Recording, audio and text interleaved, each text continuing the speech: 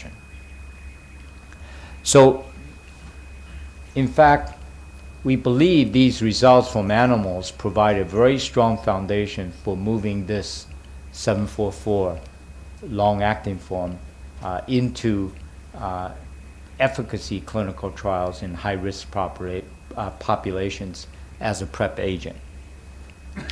And the very shortcomings that I began with, of shortcomings of human behavior, lack of adherence, could really be mitigated by the use of a very long-acting agent. And when you put a long-acting agent into people, you got to be sure that agent is going to be safe. Because if you have a side effect, it's really hard to take it out. And so as of late last year, there already accumulated close to 500 sets of patient data, and luckily the safety profile is extremely good. I will tell you that with several hundred more in this past year, the safety data remains good. But it only takes a case or two of bad outcome to completely derail a development program like this.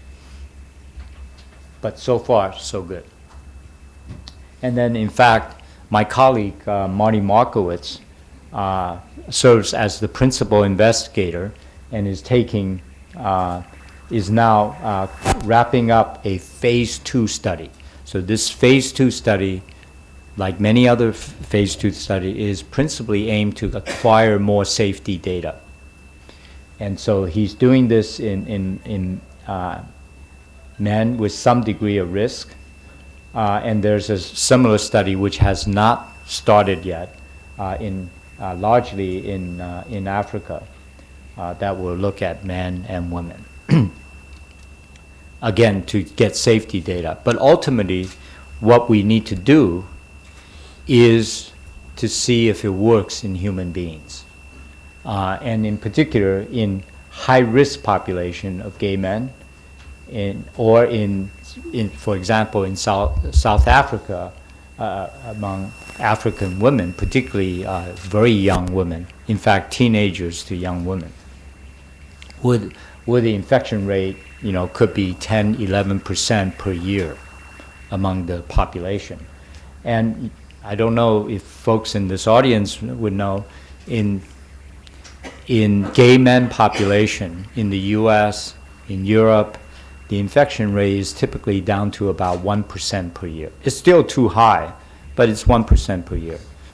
In Hong Kong, it's probably 2-3%, which is higher than the US. But you may not know that the percent infection in China is unbelievably high among gay men. And that, on average, nationally, it's probably 6%. But we, as a group, have been studying that incidence rates in Beijing in particular, and in Shenyang to some extent.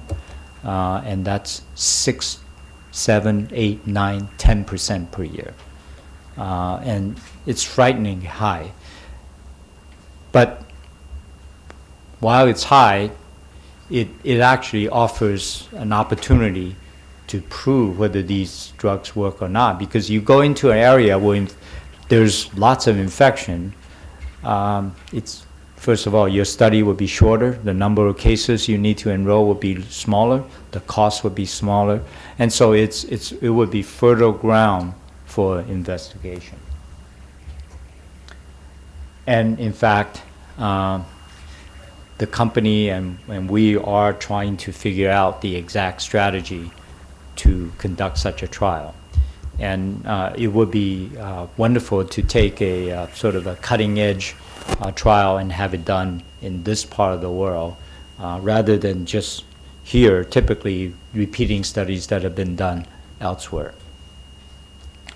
So we're pretty excited, and we believe, this is my personal belief, so there's a little bit of advertisement, that this is now the most promising agent that we have for HIV prevention at this time. Of course, that could change as vaccines and other things emerge, but I'm anxious to help push this agent forward for HIV prevention. So I'm going to conclude here with this final slide. Just tell you the antibody work was done by a group, and I don't have all of them listed here, but I want to particularly credit my longtime colleague Huang Yaoxing and Yu Jian for essentially doing all the bispecific antibody work. And that work is funded by the Gates Foundation as well as the NIH. And for much of the 744 work, Chastity Andrew carried out the monkey experiments, and Marty Markowitz carried out the clinical studies. And then the 744 study would not be possible without collaborators from GlaxoSmithKline and the affiliate company called ViiV. Once again, it's a real pleasure to have spent the last few days with CityU, with your leadership, with some students, and be a recipient of an honorary doctorate. So I will always have very fond memories of this place. Thank you very much for your attention.